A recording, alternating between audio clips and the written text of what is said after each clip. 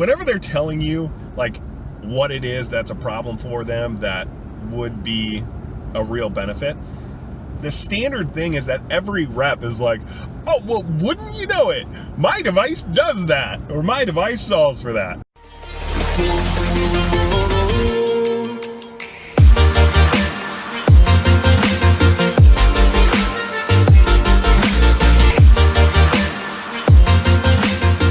What's up, everybody? So, welcome back to the MedSales daily vlog.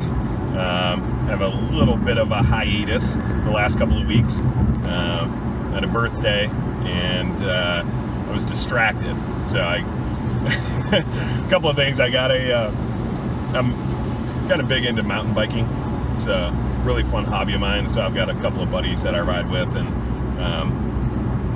they have newer bikes than I do.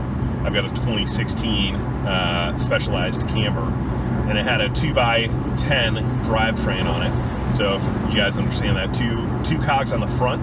So you've got a large and a small cog on the front right by your pedals, and then you've got 10 cogs on the back that change the effort level, the torque, and the RPMs essentially of you riding. Anyway, my buddies both had a 1x12 drivetrain on their bikes, and so that essentially, it removes one of the cogs up front, one up front by 12 in the back. So then they had two additional cogs on the back end. So they essentially had better drivetrains on their bikes. So, somewhat of a birthday gift to myself. I asked my wife a couple of weeks before, week and a half before my birthday. It's like, hey, have you bought me anything for my birthday? She's like, not yet. Why? I'm like, well, I'd really like to get a 1x12 drivetrain. She's like, why do you always do this? She's like, just buy it for yourself. You're gonna buy it anyway, just get it. So anyway, I did some research. I'm kind of a SRAM guy, just for whatever reason. I can't really tell you why. Like a SRAM Eagle 1x12 drivetrain on my bike. So I bought that. I got NX Eagle, which is one of the lower cost options. I don't need the expensive stuff for that. I've got a GX Eagle crank, and then NX Eagle front chain ring, or sorry, no, the GX Eagle front chain ring came with it. NX Eagle chain, rear cassette, rear derailleur, shifter, and then the GX Eagle crank. So I feel like I'm definitely one of those people that once my mind's on something, I can't focus on anything else until I get it done. So like the last couple of weeks, as I've been driving, I've been, listening or like pulling up YouTube and listening to it while I've been driving, to reviews on the different systems. What should I buy? What should I not go with? Whatever. And then, I get home at night and it's like all I want to do is work on that and make the changes, swap it out. So anyway, I got that done, and that was taking up a lot of my mental bandwidth. And so that's part of it. The other thing is I got a new car. My wife was due to kind of get rid of her car. I gave her mine, and then I got a new one. And so that also was very distracting for me. It's another thing where it's on my mind. I've got to get it done, and I can't even function until I get it taken care of. So that's kind of why I've had a little bit of a hiatus, trying to get those things done. But now, I've got the bike teed up, ready to go. I'm in my new to me car. Bought it used. Not really a new car guy. I'd rather let somebody else take the depreciation on it. But anyway, now I'm back in the saddle, and hopefully can make some more useful and informational and entertaining at some level, hopefully, MedSales daily vlogs. So I am currently headed to Northwest Indiana. There's a number of accounts that I'm going to be stopping in today. I've got 2 meetings set up with 2 surgery centers. So I'm going to be stopping in there and meeting with them, the administrator of one surgery center, and then the materials manager of another surgery center. And then there's 4 or 5 orthopedic clinics that I'm going to stop in as well. I was down here a week or 2 ago, and I was able to get a couple of meetings on the books with the with a couple of the accounts or a couple of the orthopedic surgeons that I stopped in and called on. But there's other ones now that I'm kind of in the follow-up phase, so I'm gonna make my second in-person call with them today. So that's what I got on the agenda this morning. We'll see how long that takes me. It'll probably take me to or through the early afternoon, and I'll check back with you guys later. All right, so I was invited to be on a podcast. Mike Hayes is the podcast host. His podcast is called How to Get Hired in Medical Sales, or Getting Hired in Medical Sales, I think. Anyway, that just posted a day or two ago. Today's October 1st, 2019, so check that out. Let me know how I did. That would be definitely the first podcast I've ever been invited on, so it's a little bit rough, but hopefully it was valuable. And so yeah, check out Mike, check out his podcast, and especially the podcast I did with him, and let me know how it goes. All right, so I've got a couple of things. Number one, you'll notice I'm not holding the camera now, which is nice. I asked my brother to buy me a mount for my birthday, so I've got a phone mount that will work so I can talk in the car and not hold it and hopefully drive more safely. But the more important question that I gotta ask is, I've been texting with my buddy who I ride mountain bikes with, and I got this car. This car does not have a trailer hitch on it, so I gotta get a bike rack for my car. Do I go with a roof rack, or do I go with a trunk rack? You know, the ones that like hook around the trunk. And my thinking is, I've got a mountain bike and a fat bike, so you know, the trunk rack, it essentially just holds the frame of the bike. It doesn't necessarily hold the wheels. But if I get a roof rack, then I've got to get MTB, roof rack, and an adapter to fit a fat tire bike. And I'm concerned about it, the roof rack, like scratching up the car or messing up the paint on top.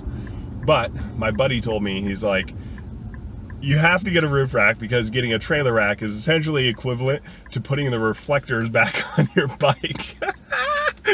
So I need to know if I would actually look like a tool and a rookie if I got a trunk rack versus a roof rack. I need to know. So if anybody out there rides bikes, mountain bikes, please give me some insight on this.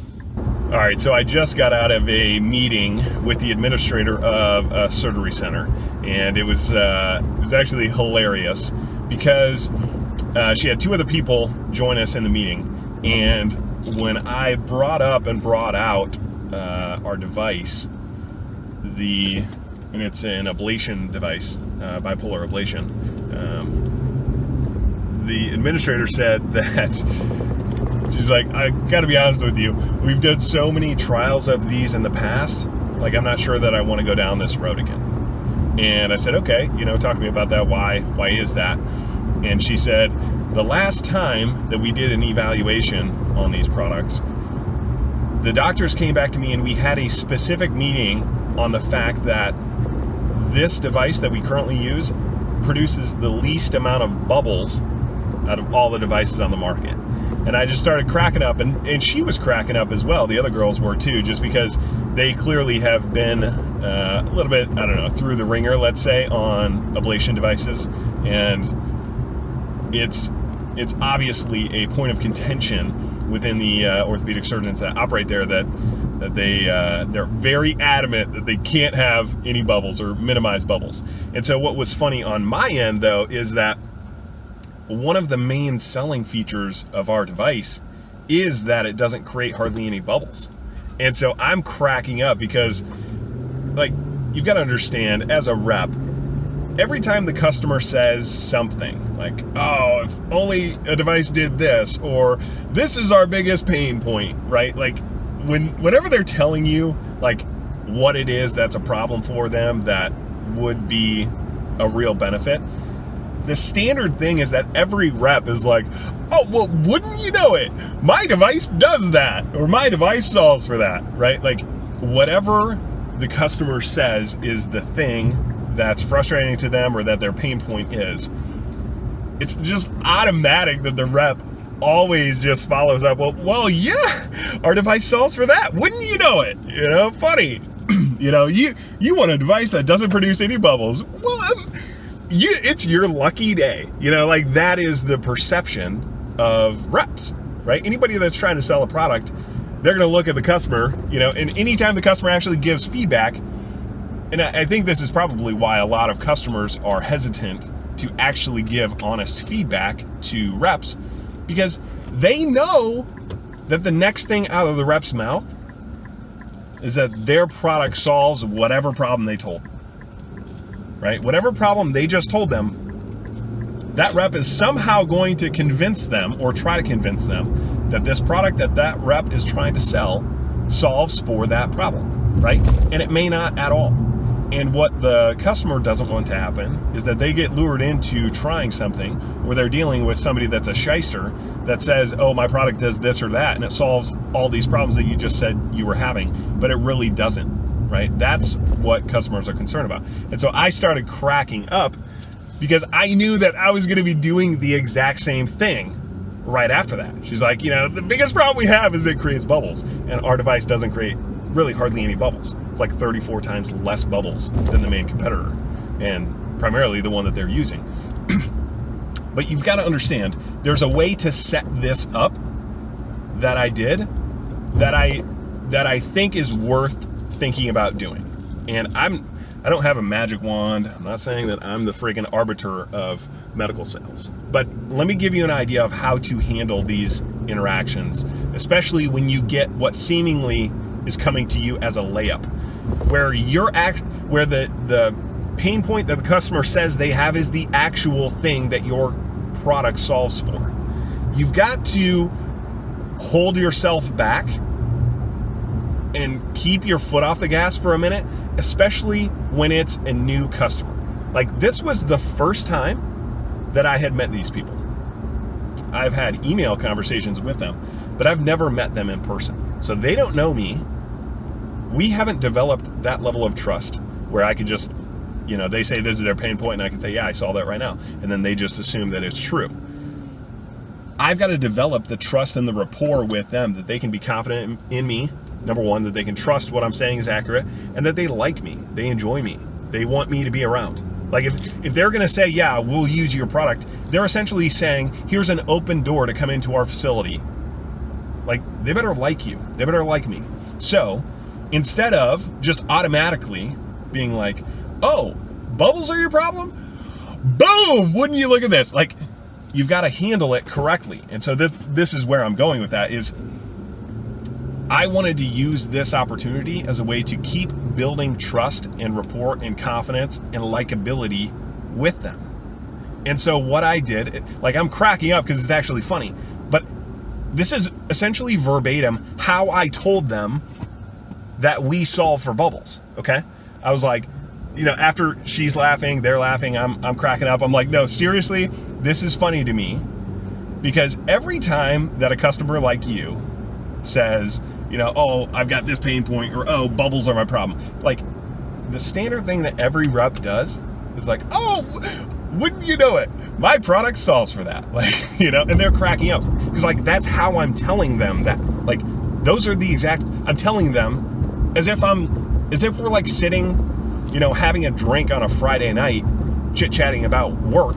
I'm telling them, like, here is the scenario that customers find themselves in with reps, and I understand it. I'm a rep, yes, but I also understand that we as reps just automatically tell you that our product solves whatever pain point you just told us you have, right? Like, and so I told them that literally. I'm like, what's actually funny? And then I grabbed my bag, I pulled out my bag, I grabbed the brochure, and literally on our brochure is an internal study, take it for what it's worth, but it's an internal study that looks at bubble generation from our device versus the competitive devices.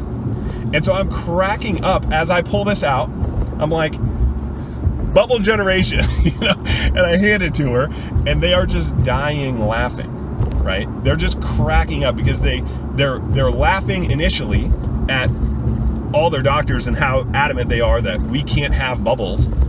And then I'm sitting there in front of them, and I'm actually the first company or the first rep with a device that doesn't create hardly any bubbles, right? And it's just serendipity. It's just timing. It's just chance. And so that's what's funny. Anyway, I share that with you because use the opportunities that you have in front of the customers to let them know, like, you get it. You get the understanding. You get the interaction between reps and customers. And it's like use opportunities to make it funny and comical. Like, you don't want to be serious with people all the time. Like, you need some comic relief. And so use that opportunity instead of just saying, well, wouldn't you know it? Like, if you looked at, sales protocol, it's like, customer need. Oh, they need a device that doesn't create bubbles. Then you follow up with, oh, funny that is the need that you guys have, because look at what I do. Look at what my product does. My product doesn't create any bubbles. Boom. Let's do but use, when you're effectively getting to the same point, but you're not building rapport and trust and likability and confidence and somewhat of a relationship with people that they want to have you around and have you back. But the fact that instead of me just saying, boom, we solved that, let's do business, use my product, I turn it into somewhat of I increase the comedy or the laughter that was going on because of the scenario, and I use it as an opportunity to make a joke about reps and customers. Like, yeah, I totally get how the interaction typically goes, and it's so funny that reps always do this, and now I'm going to do it, but it's legit because I can show it to you, whatever. Anyway, I share that with you because I thought it was kind of a funny interaction, but I also think it's helpful to think through. It's not just about selling them a product. It's not just about solving a problem. It's not just about identifying needs and then pitch my product, and my product solves that problem, and you need this product, and we can take care of that for you, so let's buy my product. Use the opportunity to develop the rapport and the trust and the confidence and the relationship with your customers when you have those opportunities. Like, that was the first time I'd ever interacted with them. And now I guarantee you, the next time I walk in there, they're gonna be like, yeah, come on back. Yeah, cool. Like, there's gonna be no concern at all about having me back because they like me. And they had a good time last time. And we were laughing and joking and carrying on. And, oh, by the way, they want to buy my product now also. So think about it like that, Use, especially early on with customers, like before you have a relationship and a rapport built with them, like take every chance you have to develop that, because that's going to pay dividends for you down the road. Anyway, now I'm headed to doctor's office to cold call. This is actually a doctor that operates at the surgery center that I was just at, that I was telling you about. And so I'm going to go call in his office, see if I can set up a meeting, and we'll go from there. All right, just finished up that cold call on the office. It's kind of funny as well.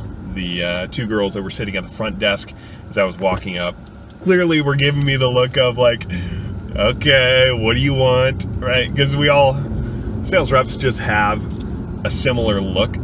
So anytime you walk into an office, everybody knows that you're a sales rep. So like,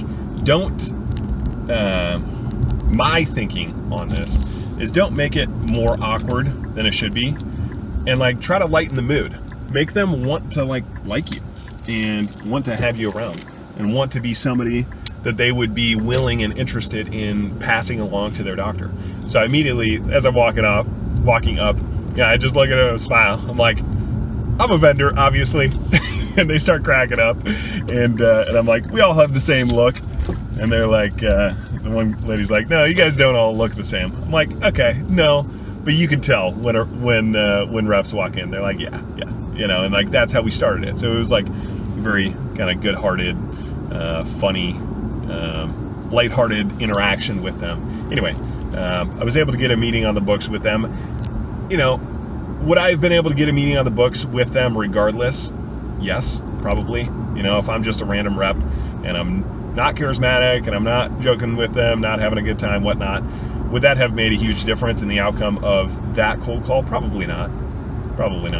But I think it's a good trait that you want to develop, that muscle of being likable, of being charismatic, of, like people like to interact with and hang out with people that they like and that make them laugh and that have a good time, and don't take life too serious. Like, I take life very serious, but from the outside, the way that I interact with people, it certainly is as though I don't take it that serious. Like, I try to have a good time while we go through this thing. And so if you can, try to develop that in yourself. I think that's a really strong skill set that'll take you a long way. Like in life and in business, what I've learned sounds like here's the one piece of advice. There are many things I've learned along the way.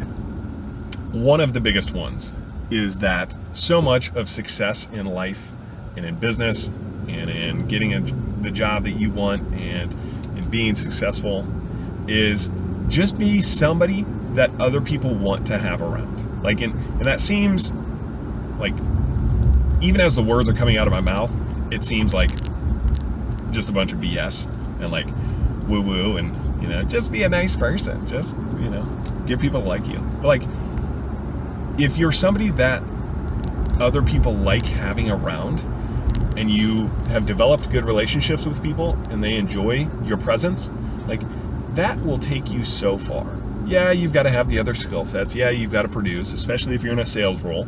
You got to hit numbers.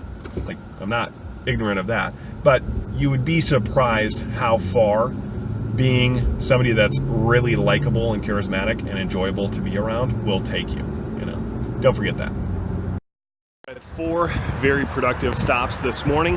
Now I am walking in to get myself an afternoon cup of coffee and shoot out the email responses that I owe to these folks from the meetings this morning. So I'm going to be sitting down here and enjoying a cup of coffee and doing that for the next little bit.